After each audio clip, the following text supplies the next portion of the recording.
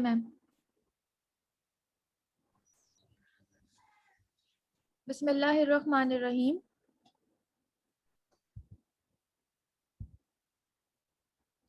Hope is the only bee that makes honey without flowers. Robert Greene.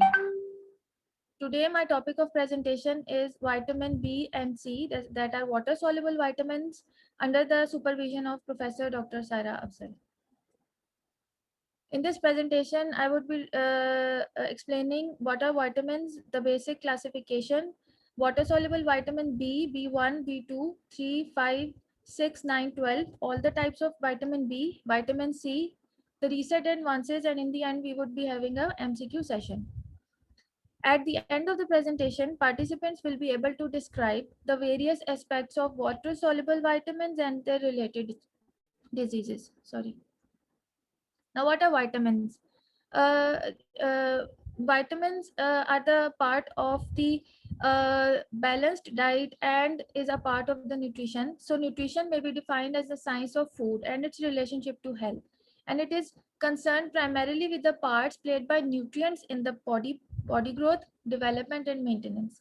So, vitamins are one of the main nutrients, and they are mainly classified into macronutrients and micronutrients. And the vitamins are further divided into water soluble, fat soluble vitamins. Fat soluble vitamins have been discussed. Today, I shall be discussing water soluble vitamins. They are non B complex and B complex vitamins. Non B complex contains ascorbic acid, while B complex contains energy releasing, hematopoietic, and other. I shall be explaining each in each slide in detail. Now, first comes to vitamin B1, that is thiamine. Thiamine is the water soluble vitamin, and it is the most sensitive of all vitamins to heat. It is not stable and it easily destroyed whenever the food containing vitamin B1 are heated or subjected to some kind of heating process. It is a thiamine pyrophosphate is the precursor that plays part as a coenzyme for co-carboxylase oxidative pathway for glucose, and its daily recommendation is 30 milligrams per day. Body has stores of vitamin B1, and normally the requirement of B1, vitamin B1 is we get enough vitamin B1 from the diet, that is like fortified bread, cereals, lean meat, milk, egg, cauliflower, seeds, and potatoes. So, what are the main sources of thiamine? Whole grain cereals that wheat grams, yeast, pulses, oil seeds, nuts, especially the groundnut, meat, fish, eggs, vegetables, fruits, and fruits also contain smaller amount of thiamine. And breast milk is an important source of thiamine for infants. Uh, Usually, thiamine is lost from rice during the process of milling. Thiamine is present in large quantities in rice, unmilled rice. Fruits and vegetables, it's generally lost when there is a storage for prolonged period of time. And in cereals and toasts, if we make the cereals and toast with baking soda, then thiamine is lost. So whenever we are polishing the rice and we are milling the rice, then it loses thiamine. Whenever there is deficiency of thiamine, then a disease known as beriberi occurs. There are three types of beriberi. There are dry beriberi, wet beriberi, and infantile beriberi.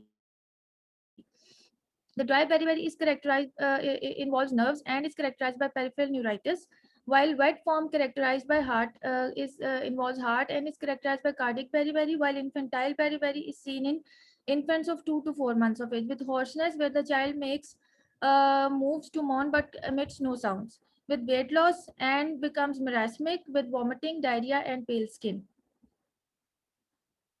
Second, the disease that is caused or another symptom that appears in the thiamine deficient children or people is vernix and encephalopathy. Vernix and encephalopathy is usually seen in alcoholics characterized by ophthalmoplegia, pyelonephritis, ataxia, mental deterioration. It occurs occasionally in people who fast. It is an adult disease. It has short-term symptoms and long-term symptoms. Short-term symptoms include weight loss, drowsiness, eating without sugary, high-fat food diet, regular vomiting, other medical problems due to malnutrition, and have memory loss. While long term, there is ataxia, leg tremors, rapid back and forth movement of eyes, double vision, drooping of eyelids, and total inability to walk. How to prevent it? Firstly, primary prevention is important, like educating people to eat well balanced diet. Also educate people, mostly using rice in their diet, to eat parboiled and unmilled rice. uh, Reduce the use of alcohol, and high risk groups like lactating mothers usually require direct supplementation that comes in form that are available in market and can be used for high risk groups. Second is the vitamin B2, that is also known as riboflavin. It helps in cellular oxidation. It is quite stable, heat stable vitamin, and it maintains the integrity of mucocutaneous structures. It has an oxidant activity, and being a cofactor for the enzymes like glutathione reductase, it is required for the metabolism of other vitamins like vitamin B, sorry, it's B6, niacin, and vitamin K. And it recommended allowances, there is no real body stores of riboflavin, and the daily requirement is zero point 0.6 milligrams per 1000 kilocalories of energy intake. Main sources of riboflavin are milk, egg, liver, kidney, and green leafy vegetables. Meat and fish contain small amount of riboflavin. Cereals like whole or milled cereals and pulses have relatively poor sources. And normally riboflavin deficiency almost always occur in association with other vitamin B complexes. Like whenever there is a vitamin B6 deficiency, then it can occur in along with that vitamin B2, usually a part of multi deficiency syndrome.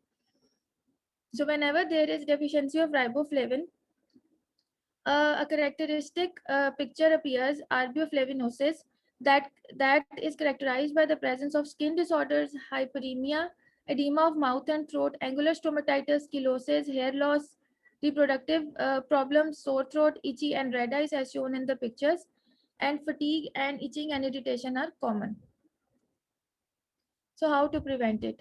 First of all, it's important to educate people to eat well-balanced diets containing fruits and vegetables, at least half whole grains, fat-free, low-fat milk, yogurts, cheese, oils. Milks and yogurts are high in riboflavin.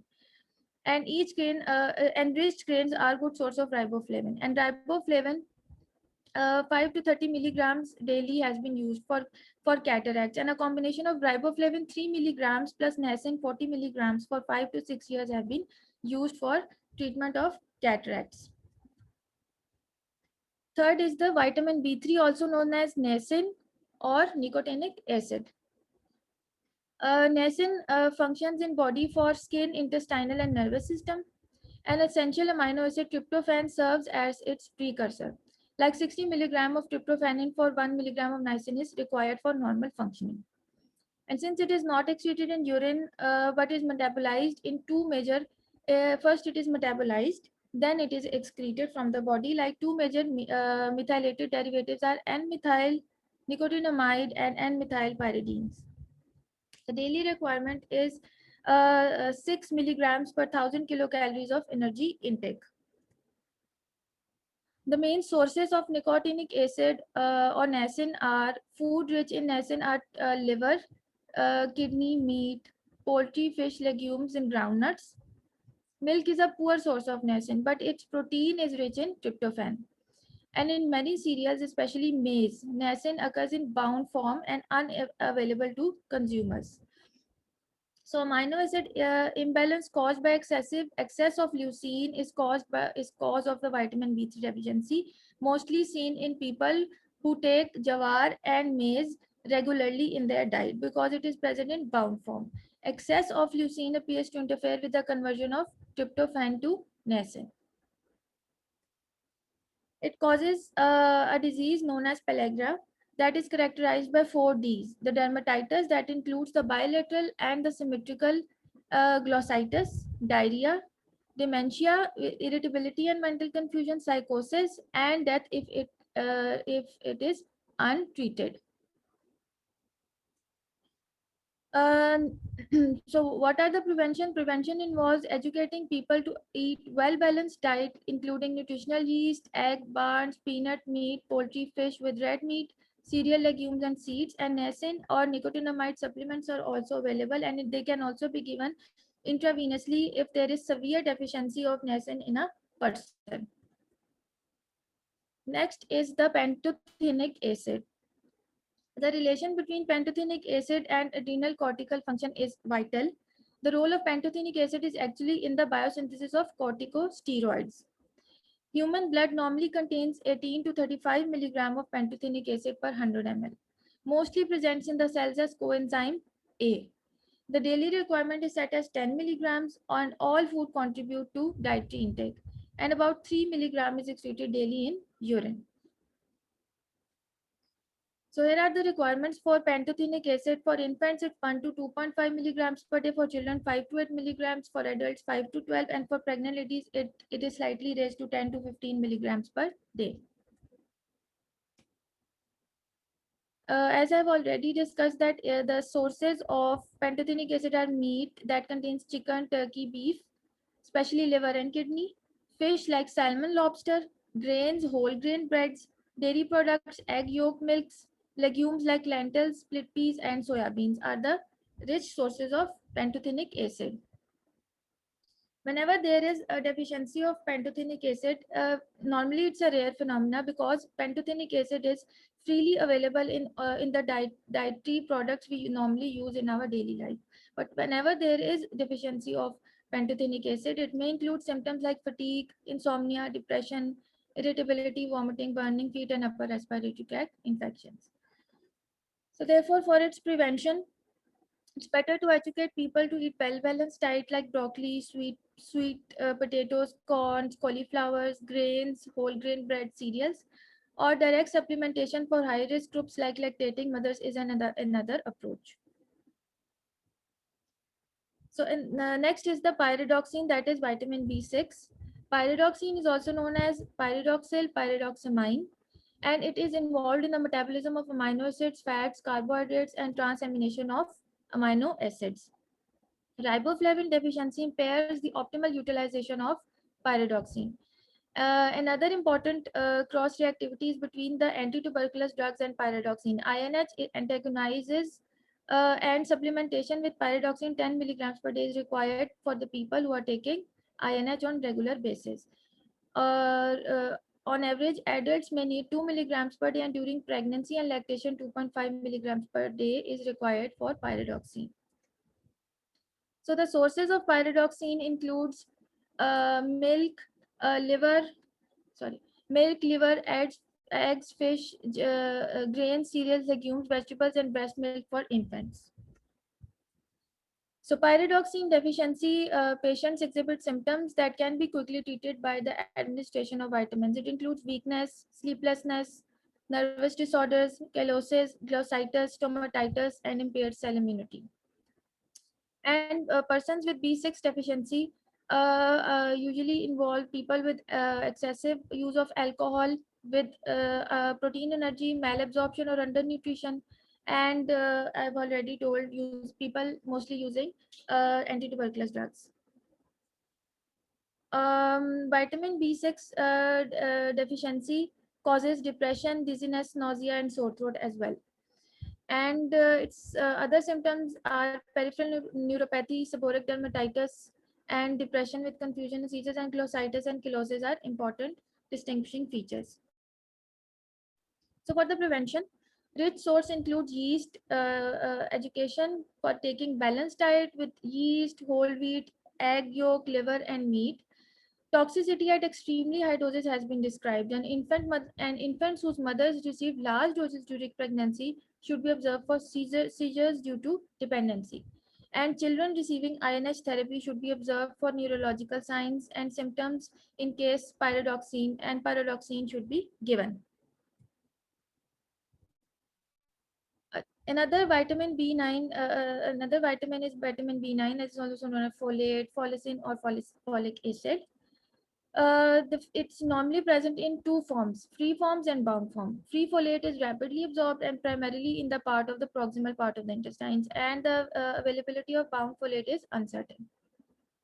Folic acid plays an important role in the synthesis of nucleic acids and normal development of blood and bone marrow. Daily recommendation 30 milligrams per day. No, it's not 30 milligrams. I have repeated it for thiamine. These are the daily recommendations. Sorry for inconvenience.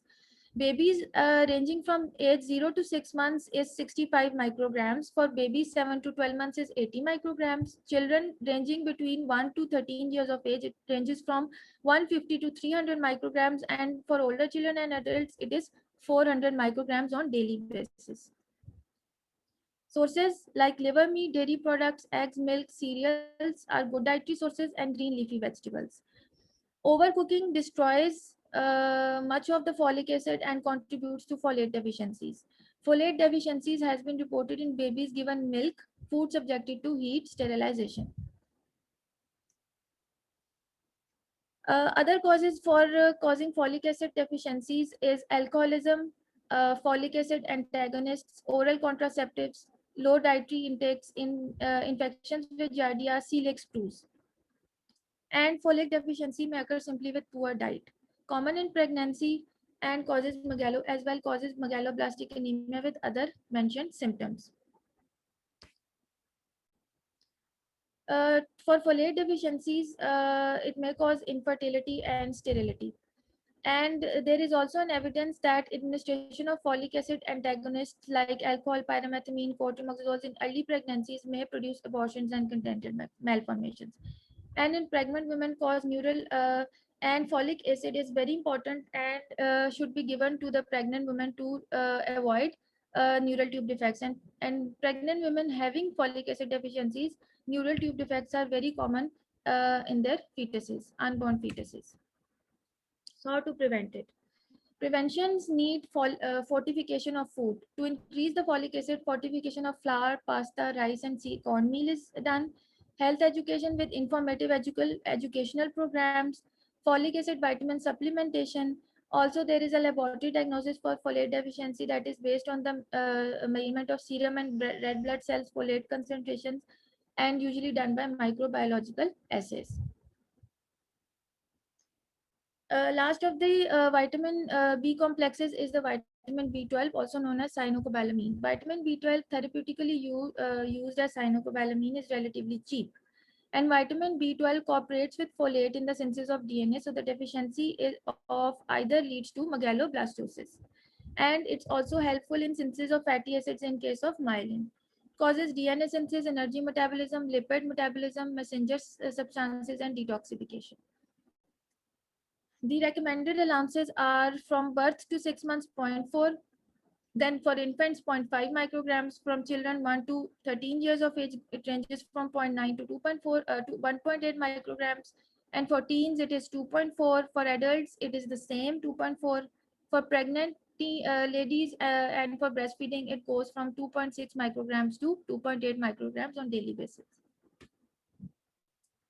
So the sources are the salmon, the shiitake mushrooms, mutton and chicken, clams, milk and dairy products, and eggs.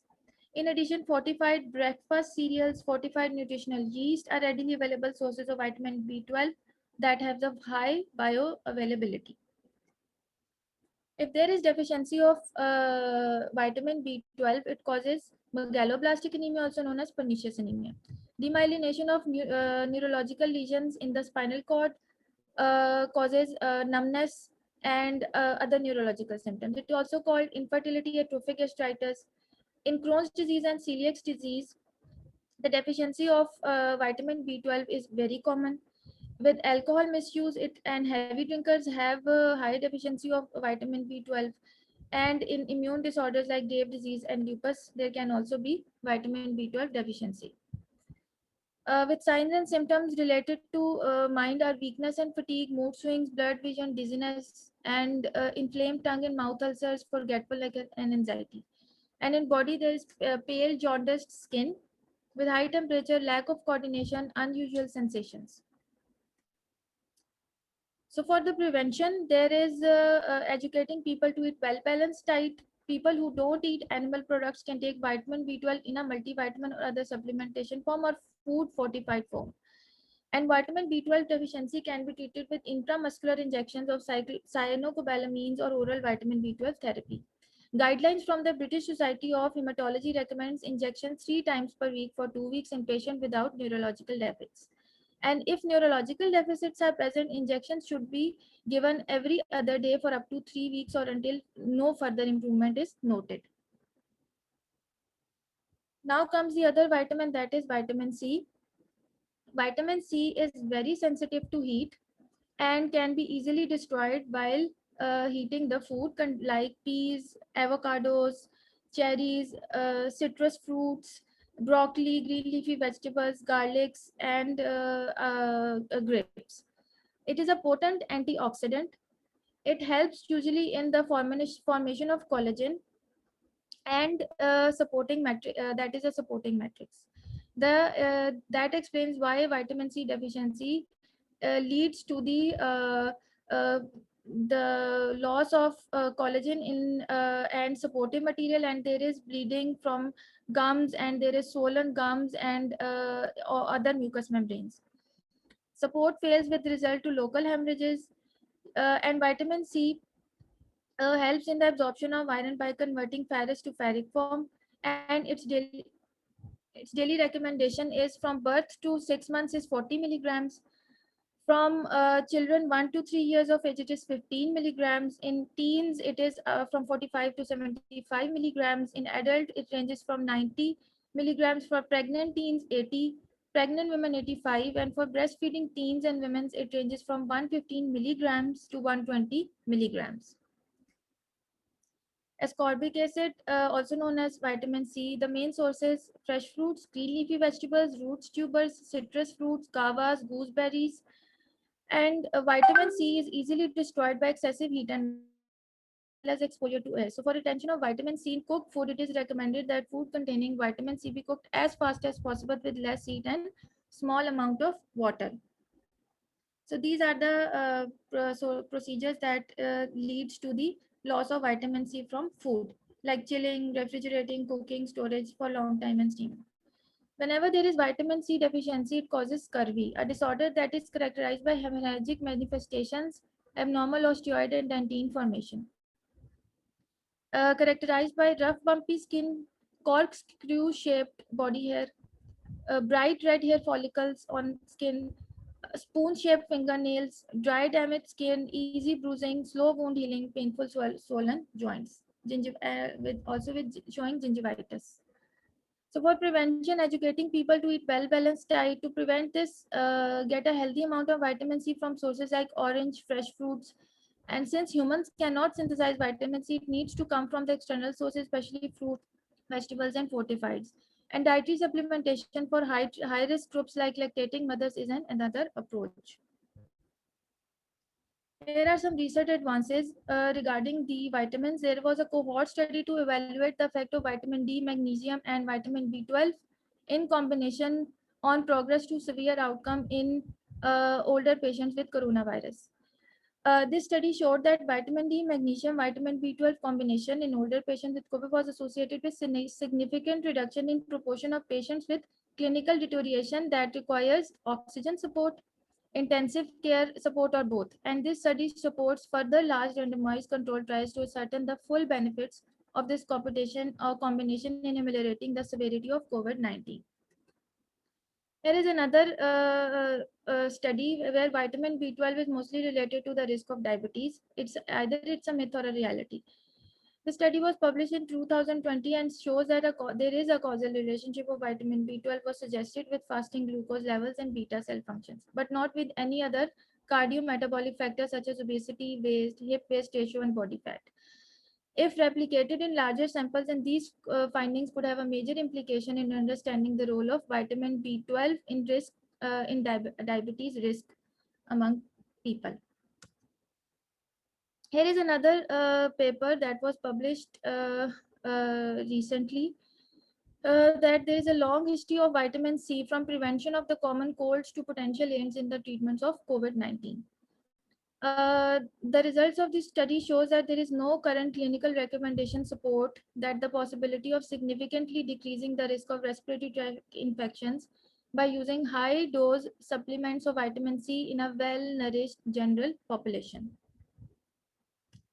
Last, as vitamin C in the treatment of COVID-19, this study shows that although some clinical observations reported improved medical conditions of patients with COVID-19 treated with vitamin C, available data from the control studies are scarce and inclusive, and further studies are required to justify the relationship. Now it's time for the MCQs. First MCQ. A 23-year-old female came to OPD for her booking visit. She is advised to improve her diet and take her supplements regularly. Which of the following is the most essential nutrient for the women during her initial stages to prevent birth defects? D. Vitamin B9. Vitamin B12. Yes, it's folate, folic acid, also known as vitamin B9, that prevents neural tube defects if taken in early stages of pregnancy. Second MCQ is: a mother brings 3 months old baby with complaints of hoarseness of voice, weakness, vomiting, diarrhea, weight loss. On taking history, the mother revealed that mostly consumes mild rice in diet. The baby is alpha. A. Vitamin Vitamin B1. B1. Yes, the symptoms are clearly showing that the baby is suffering from beriberi, and mother, since giving the history of mild rice, so it is a major cause of loss of thiamine, so it's vitamin B1. Third is: a 32-year-old man presented to the emergency with the complaints of diarrhea, dementia, dermatitis, and on taking history tells that he mainly consumed jowar and maize as main source of C. carbohydrate. Vitamin B3. Vitamin B3. B3. C. Yes, the answer is vitamin B3 because the symptoms are of pellagra, and in jawar and maize, it's mostly in bound form and it's not with not high bioavailability. So this condition is pellagra and it's related to vitamin B3. A 7-year-old boy is on anti-tubercular therapy with INH. Since last month, he has been suffering from symptoms including glossitis, dizziness, weight loss, anemia. Which vitamin should be added to his daily regime for? C. Yes. Pyridoxine. There is a direct relationship between INH and pyridoxine deficiency. So the answer is C, pyridoxine or vitamin B6. An 18-year-old boy presents to OPD with the complaints of weakness, fatigue, blurred vision with pale, jaundiced skin, and lack of coordination. On complete history, the mother says that the boy has been suffering from celiac disease. This condition is mainly due to the deficiency of which vitamin? D. Cobalamin. Yes, as I have told that in celiac diseases, the diseases related to intestines, cobalamin is mainly absorbed from the intestines. So the boy is presenting with cobalamin deficiency. The answer is D. A 25-year-old female presents to gynae OPD for a regular follow-up. She was on oral contraceptives for years, and now she wants to conceive. Doctors advise her baseline investigation. Her blood test has myeloblastic anemia. The patient is suffering D. from Vitamin B12. Vitamin B12. B12. yes, the answer E. is vitamin B12, as oral contraceptive pills causes loss of vitamin B12 from the body. So the answer is E, vitamin B12 or cobalamin. A 6-year-old boy presents to OPD with signs and symptoms of scurvy due to vitamin C deficiency. Which of the following symptoms does not occur in scurvy? Angular stomatitis, gingivitis, easy bruising, E. Easy bruising. Joint pain. C. easy bruising, slow wound healing, and joint pain are all related to the connective tissues and gingivitis. Angular stomatitis is not the prime feature for scurvy, so answer is A. A solution containing several vitamins like vitamin A, vitamin B1, B2, vitamin C, and vitamin D are subjected to high temperature for several minutes. Which of the following vitamin is most likely to be destroyed first during heating process? First, B1. Vitamin C. vitamin C. Vitamin C is also heat sensitive, but the most heat sensitive vitamin that is easily destroyed by heating process is thiamine, that is vitamin B1. So the answer is B. Which of the following is incorrectly matched? Vitamin C, scurvy, vitamin 3, pellagra, vitamin B12, pernicious B. anemia, B6. C. Vitamin B12. No, the answer is vitamin B6 beriberi, because D. beriberi is caused by thiamine, that is vitamin B1. So the mismatched pair is D, vitamin B6 and beriberi. And the last is, which of the following vitamins is involved in transamination of amino acids? Is it folate, niacin, Niacin. thiamine, or riboflavin or pyridoxine? I clearly mentioned Niacin. in my slides that pyridoxine is the vitamin that helps in transamination of amino acids. So it is E. See, these are the references, and thank you. Okay, thank you very much, Dr. Amber. It is a wonderful presentation, and I am really pleased to see how the different aspects of vitamin B and C have been covered, and the recent advances they were given due importance. Many important points have already been discussed. The MCQ part was the most wonderful part, and the MCQs they were really thought provoking, and brainstorming can also be done on those MCQs. So the level was from moderate to hard. So it is a beautiful presentation. And one or two more things that I want to elaborate here is that the discussion on vitamin is not over yet. Still, there are a lot of controversies. There is a lot of debate about the role of vitamins in certain conditions. As Dr. Amber has said, in COVID-19, yes, in COVID-19, it has been found that the people who have been given multivitamins, they have good recovery, and most of them they don't go from the severe to the critical phase. So it vitamins they have a very important role in acute diseases, inflammatory diseases, in infections, and especially when there is a very less evidence is available or little cure is available for any disease like COVID-19. Long after the beriberi, rickets, scurvy, plague, as we know, these all are vitamin B and C related diseases, as well as rickets is vitamin D related disease. The physicians, the doctors, those who are doing prevention, they all are concentrating on the nutritional deficiencies. And the nutritional deficiencies can be cured either by the diet, as Dr. Amber has presented beautifully in her slides, the different diets that contain certain vitamins. However, when there is a need of higher doses, then the diet is not sufficient. It has to be given in the form of either IV or oral therapy. And the specific vitamin that has to be given for specific disease. As we have seen, certain diseases like scurvy, if someone has the scurvy, he or she should have to be given high doses of vitamin C, and that the diet is not sufficient only.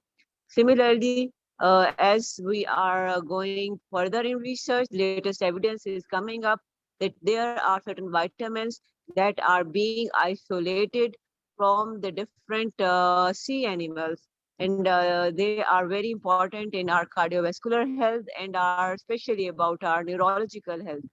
Now the world has faced the problem of geriatric medicine, and there are many countries, especially the developing countries, where geriatric medicine is not a very well developed field. However, the number of elderly who are seeking medicine or who are seeking care, they are increasing.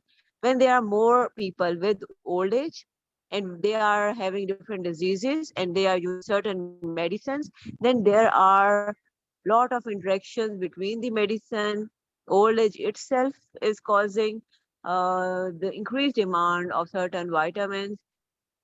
Number third is the dietary pattern that is usually changed in elderly people because of for different reasons. It can be due to teeth problems, or it can be due to the change in the appetite patterns, etc.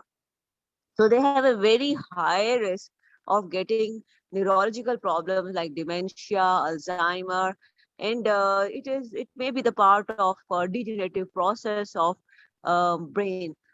The vitamins can also help in decreasing all these problems or decreasing the neurological problems. And a lot of research has been directed towards the decrease of the cardiovascular especially neurological problems, that is again having a lot of emphasis on vitamins. So as we know, these are the commonly known vitamins that are being used for effective treatment of certain diseases.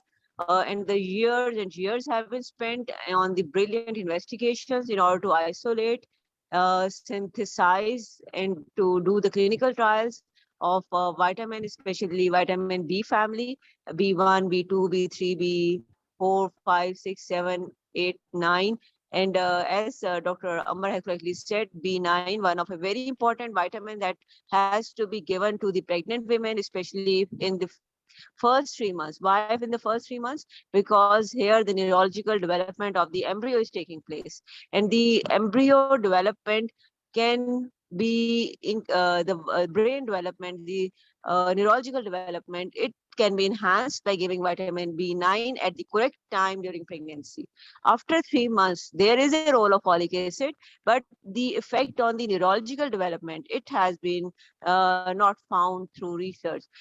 As I have seen, as I have already told you, that a lot of controversies are still present, a lot of confusions are being still being marked in literature. So it is the avenue of research. A lot of people, they are doing more and more research to find out how the suboptimal amount of certain vitamins or their deficiencies can lead to the devastating effects or the vast problems, the complex problems in human beings, especially during antenatal period and later on during childhood and adult period. So every stage has different requirement. As Dr. Amber has said, every stage has different requirement.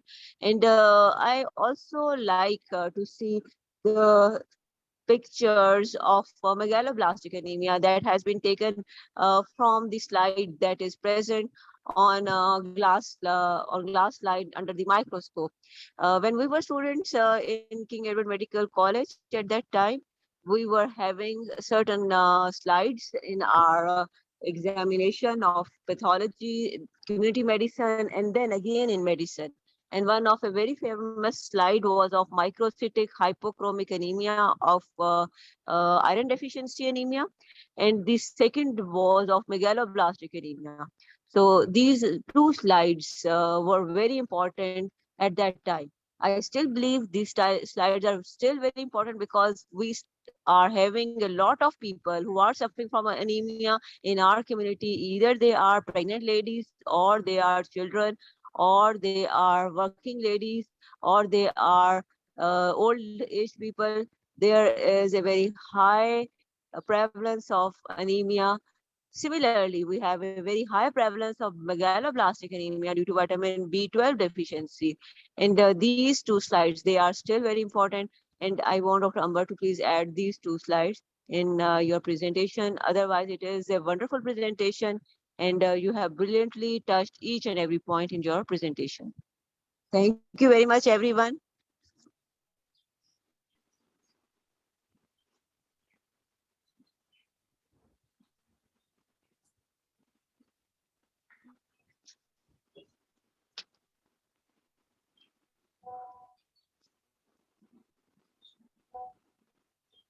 Okay, ma'am. Thank you. If you have no question, we can stop here. Allah Hafiz. Allah Hafiz, ma'am.